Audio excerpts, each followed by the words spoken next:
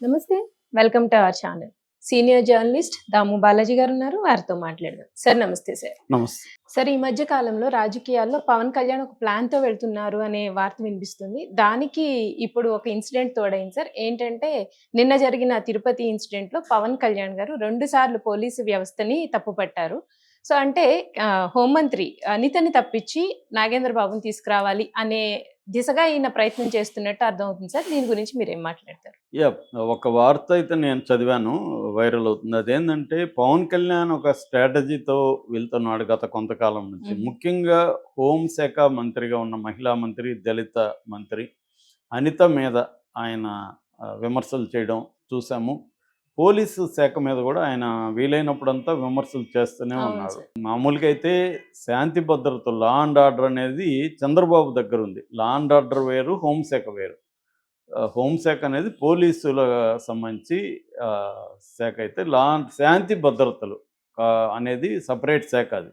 హ్మ్. చాలామందికి తెలియక 2 హోంశాఖ అనుకుంటారు. హ్మ్. పవన్ కళ్యాణ్ కూడా అలాగే మాట్లాడతాడు. హోంశాఖ శాంతి భద్రతల ఇష్యూ అయితే కూడా హోంశాఖ అవును సార్. ఇష్యూ అన్నట్టుగా మాట్లాడతాడు. సో, అనిత పేరు పెట్టి కూడా ఆయన మాట్లాడాడు గతంలో. అంటే హోంశాఖ ఈమె చూసుకోకపోతే నేను తీసుకుంటాను హ్మ్. అని కూడా బెదిరించాడు. అంటే ఆయనకి ముందు నుంచి కూడా పవన్ కళ్యాణ్‌కి హోమ్ ఇస్తే బావుంటదనేది జనసేన వాళ్ళు కూడా అనుకున్నారు. హోమ్ అంటే పవర్‌ఫుల్‌గా ఉంటది. పవన్ కళ్యాణ్‌కి ఒక చాలామందికేందంటే హోమ్ అంటే పవర్‌ఫుల్‌గా ఉంటది. హ్మ్. అంటే అధికారం అంటేనే మనకు పోలీసులే అధికారం. ఎందుకంటే మన పబ్లిక్‌కి కనబడేది పోలీసుల హ్మ్. వైలెన్సు, పోలీసులు ఇదే గదా! అవును సార్. అందువల్ల ఎవరైనా ఇదంటే పోలీసులు ప్రయోగించడం, అరెస్టులు చేయడం, కేసులు పెట్టడం ఇవన్నీ పవన్ కళ్యాణ్ ఏందంటే గతంలో గూడా వైసీపీ మీద రకరకాల నాయకుల మీద వాడిని కడ్రాయర్‌తో తిప్పుతా, ఇతన్ని వీధుల్లో నడిపించి తీసుకెళ్తా ఇవన్నీ చెప్పాడు. హ్మ్. ప్రతిపక్షంలో ఉన్నప్పుడు ఇవన్నీ కామనే. అధికారంలో ఉన్నప్పుడు అలాంటివి చేయడం కష్టం. ఎందుకంటే లీగల్‌గా కోర్టు రేపు అలో చేయదు అవన్నీ. ఆ మధ్య హ్మ్. రైతుకు బేడీలేస్తేనే కోర్టు సీరియస్‌గా మందలించింది. హ్మ్. యాక్చువల్‌గా ఏందంటే ఒక అరెస్ట్‌కి ప్రతిదానికి ఒక విధి విధానాలుంటాయి. పోలీసులకు గూడా చట్టం వర్తిస్తది. వాళ్ళ పోలీస్ యాక్ట్ ఉంటది. సో, వాళ్ళు ప్రతిదాన్ని ప్రొసీజర్‌ని ఫాలో అవ్వాలి. అంటే అరెస్ట్ ఎలా జేయాలి? ఫర్ ఎగ్జాంపుల్ ఆ మధ్య విమెన్‌ని ఆహ్, ఈవెనింగ్ 6 తర్వాత పోయి అరెస్ట్ చేయకూడదు అన్న హ్మ్. దీన్ని ఉల్లంఘించి అర్ధరాత్రి అరెస్ట్ చేస్తే గంట సేపు నిలబెట్టి ఎస్పీని క్లాస్ పీకారు జడ్జి గారు. ఓహ్! ఆహ్, హ్మ్. చాలా సీరియస్‌గా. ఆ వీడియో వైరల్ గూడా అయింది. ఈ మధ్య హ్మ్. కోర్ట్ ప్రొసీడింగ్స్ కూడా వీడియో లైవ్‌లో వస్తున్నాయి. హ్మ్. సో, అట్లా ఉంటదనమాట. ప్రొసీజర్‌ని ఫాలో గాకపోతే పోలీసులకి కోర్టులు వాయిస్తాయి. వాళ్ళకి సస్పెన్షన్‌లు ఇవన్నీ గూడా పనిష్మెంట్‌లన్నీ ఉంటాయి. కానీ పవన్ కళ్యాణ్ అవన్నీ ఆయనకి తెలీదనేం కాదు. కాకపోతే ఏందంటే జనంలో ఉత్సాహం నింపాలి, ఫ్యాన్స్‌లో ఉత్సాహం నింపాలని మాట్లాడతాడు. ఇప్పుడుకి ఆయనకేందంటే తను ఎప్పుడు ఎవరి మీదైతే కక్ష తీర్చుకుందాం ఇవన్నీ పవన్ కళ్యాణ్‌కి ఉంటాయి గదా! వాళ్ళ మీద కక్ష తీర్చుకోవట్లేదు చంద్రబాబు ప్రభుత్వం. హ్మ్. ఈ అసంతృప్తి పవన్ కళ్యాణ్‌లో ఉంది. అనితని అనడంలో గూడా కాంటెక్స్ట్ ఏంటి? చాలామంది వైసీపీ వాళ్ళ మీద మీరేమి పోలీసులు చర్యలు తీసుకోవట్లేదు. మీరు కులాన్ని చూస్తున్నారా? భయపడుతున్నారా? ఎందుకు చేయట్లేదు అనేది ఆయన ప్రశ్న. వైసీపీ వాళ్ళ మీద చర్యలు తీసుకోవట్లేదు అనేది. కాకపోతే చంద్రబాబు పవన్ కళ్యాణ్ కంటే పవర్ కొత్త. పవర్‌ని ఎలా ఉపయోగించుకోవాలి? దీనివల్ల వచ్చే రిపర్కషన్స్ ఏంటి? షార్ట్ టర్మ్ రిపర్కషన్స్ ఏంటి? లాంగ్ టర్మ్ ఏంటి? ఇవన్నీ చంద్రబాబుకి ఆల్రెడీ ఎక్స్‌పీరియన్స్‌డ్. అవును సార్. ఆయనెప్పుడు 70స్‌లో లేట్ 70స్ నుంచి మంత్రిగా ఉన్నాడు. హ్మ్. సినిమాటోగ్రఫీ మంత్రిగా, తర్వాత సీఎం అయ్యాడు. ప్రతిపక్షంలో వెరీ సీనియర్ ముఖ్యమంత్రి, ముఖ్యమంత్రి. సీనియర్ పొలిటీషియన్ ఆయన. ఆయన అనేక వేలాది సంఘటనలు చూసుంటాడు, వినుంటాడు. అన్నీ దేశవ్యాప్తంగా ఆయనకి అండర్‌స్టాండింగ్ ఉంటది. కాబట్టి ఆయన ఏదన్నా నిర్ణయం తీసుకునేటప్పుడు అవన్నీ ఆయనకి మైండ్‌లో ఉంటాయి కాబట్టి, ఆ నిర్ణయం తీసుకోవాలా లేదా అనేది. చాలా సార్లు ఏం చేస్తారంటే ఇలాంటోళ్ళు నిర్ణయాలు తీసుకోవడం ఇబ్బంది అయినప్పుడు పోస్ట్‌పోన్ చేస్తుంటారు. పోస్ట్‌పోన్ చేస్తే ఆ సమస్య దాని పాటికి అది సర్దుమణుగు. మనకి ఈ విషయంలో పివి నరసింహారావు ఎక్స్‌పర్ట్ అనమాట. దేన్నైనా ఆయన పోస్ట్‌పోన్ హ్మ్. చేస్తుంటాడని సామెత ఉంది. కానీ ఆయన దేన్నైనా చేయడు. పోస్ట్‌పోన్ చేయాలనుకున్నవే చేస్తాడాయన. అదే. ఆయన హ్మ్. బయోగ్రఫీ నేను ఈ మధ్య చదివాను. హ్మ్. వినయ్ సీతపతి రాసిన 'ఆఫ్‌లయన్' అనేసి. 'ఆఫ్‌లయన్' అంటే నరసింహుడు. తెలుగులో గూడా వచ్చింది. అందులో వండర్‌ఫుల్‌గా ఆయన పని విధానం మీద మనకి చాలా హ్మ్. విషయాలు తెలుస్తాయి. హ్మ్. కానీ చంద్రబాబు కూడా అలాగే ఉంటుంది. ఆయన కూడా గతంలో అనేకం చెప్పుంటాడు కానీ అధికారంలోకి వచ్చినాక అనేక అంశాలు చూసుకోవాలి. కోర్టులుంటాయి, వ్యవస్థలుంటాయి. చూసుకొని వెళ్ళాలి. అది చంద్రబాబుకి ఆ బ్యాలెన్స్ ఆఫ్ మైండ్ మెచ్యూరిటీ ఉంటది. పవన్ కళ్యాణ్‌కో, లోకేష్‌కో అది ఉండకపోవచ్చు. ఎందుకంటే వీళ్ళు యంగ్ బ్లడ్ రివెంజ్ మోడ్‌లో ఉండాలి అనుకుంటారు. అలాగా జరగలేదన్న అసంతృప్తి ఉందనేది నంబర్ 1 అండి. అవును సార్. ఇప్పుడు కొత్తగా పవన్ కళ్యాణ్ గురించి వస్తున్న వార్త ఏందంటే, ఆయనకు ఒక హిడెన్ అజెండా ఉంది పవన్ కళ్యాణ్‌కి. అదేంటంటే హోంశాఖని తన అన్న నాగబాబుకి ఇప్పించాలి అనేది.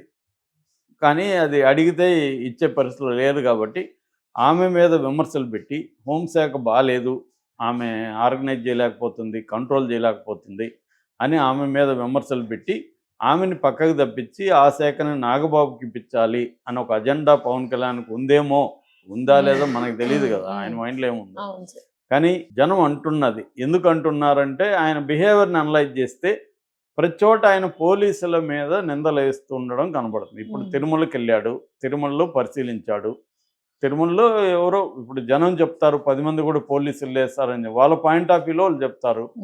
నువ్వేం చేయాలి, పోలీసుల వైపు నుంచి ఇటు అడ్మినిస్ట్రేషన్ నుంచి నివేదికలు తెప్పించుకోవాలి. ఆ పని ఆల్రెడీ చంద్రబాబు చేస్తున్నారు. చంద్రబాబు ఏం చేశాడు, అందరితో దానికి సంబంధించిన అధికారులతో మాట్లాడారు, ఈఓతో కూర్చున్నారు, చైర్మన్తో కూర్చున్నారు, నివేదిక కూడా తెప్పించుకున్నారు.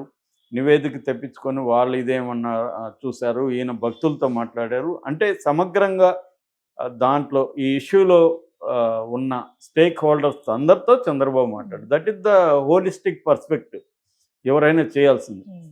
ఎందుకంటే ఆయన క్రైసిస్ మేనేజ్మెంట్ అనేది కొట్టిన పిండి చంద్రబాబు. పెద్ద పెద్ద క్రైసిస్ని మేనేజ్ చేసిన వ్యక్తి. హుదూద్ తుఫాన్ కావచ్చు, మొన్న ఇక్కడ జరిగింది కావచ్చు, అవన్నీ ఆయన చేశాడు. కాబట్టి ఆయనకి క్రైసిస్ మేనేజ్మెంట్ ఎలా ఉంటుంది, డిజాస్టర్ మేనేజ్ ఎలా ఉంటుందో చంద్రబాబు తెలిసినట్టుగా ఏ రాజకీయ నాయకుడికి తెలియదు.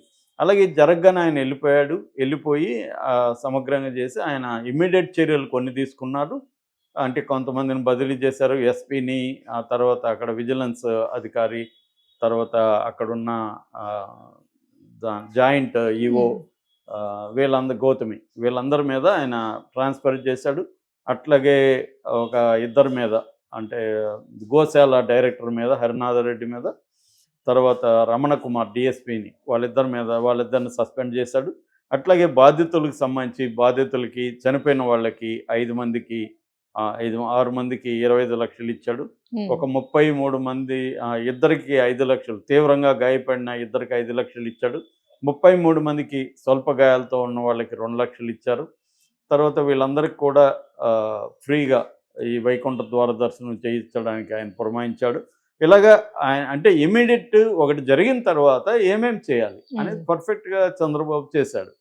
అట్లాగే దీని మీద ఇప్పుడు సింగిల్ జడ్జితోనూ వాళ్ళతో విచారణకు కూడా ఆదేశించాడు. అంటే ఆయన ఏంటంటే ఇమీడియట్గా ఏం చేయాలి, కొంత టైం తీసుకొని ఏం చేయాలి, అట్లాగే దీనికి పర్మనెంట్ సొల్యూషన్ ఏంటి, ఇది కదా చేయాల్సింది.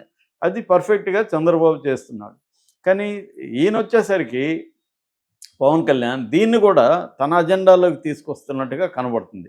మామూలుగా అయితే పవన్ కళ్యాణ్కి డిప్యూటీ సీఎం అనేది కాన్స్టిట్యూషనల్ పదవి కాదు, అది రాజ్యాంగబద్ధమైన పదవి కాదు. అది ఒక గౌరవంగా ఇచ్చింది డిప్యూటీ సీఎం. ఆయన మంత్రి, బేసిక్గా ఆయన మంత్రిత్వ శాఖ ఇది కాదు. ఆయన అన్ని మంత్రిత్వ శాఖలకి ఎంటర్ అవుతున్నాడు. మొన్న కూడా కాకినాడకు పోవడం కూడా ఆయన పరిధి కాదు. అసలు ఆ షిప్ని ఈయనెవడు పోయి సీజ్ చేయడానికి, ఈయనకి సంబంధం ఏంటి? షిప్ సీజ్ అనేది అది international ship, international maritime laws ఉంటాయి. అవన్నీ ఆయనకి తెలిసినా కూడా ఆయన పొలిటికల్గా ఉపయోగించుకోవడానికి ఆ దృశ్యాలని, ఆ సీన్లని తనకు అనుకూలంగా ఉపయోగించుకోవడానికి ప్లాన్గా వెళ్తున్నాడంటగా తెలుస్తుంది. అంటే చాలామంది చెప్తున్నది ఏమంటే గవర్నమెంట్లో మంచి జరిగితే మాత్రం నాకు కూడా బాగా ఉందని అంటున్నాడు, చెడ్డ జరిగితే మాత్రం నాకు భాగం లేదు, అది మీదే తప్పు అంటున్నాడు అనే ధోరణితో ఆయన వెళ్తున్నట్టుగా కనబడుతుంది. ఇక్కడికి వచ్చేసరికి నిన్న కూడా పోలీసుల మీద తీవ్రంగా ఆయన విరుచుకుపడింది 2 సందర్భాల్లో. ఒకటి తొక్కిసలాట్లకు పోలీసులు కూడా ప్రధాన కారణం, అట్లాగే AO and joint EO additional EO వీళ్ళిద్దరు కారణం. Venkaiah Chowdary and Shyamala Rao, EO Shyamala Rao and additional EO Venkaiah Chowdary, వీళ్ళిద్దరు కారణం అని పేర్లు కూడా చెప్పేశాడు. వాళ్ళిద్దరు కారణమా కాదనేది ప్రాథమిక విచారణలో ఆయన ఏమైనా విచారణ నివేదిక తీసుకున్నాడా? చంద్రబాబు గారు చెప్పాలి. ఈయనెందుకు చెప్పాడనేది విమర్శ.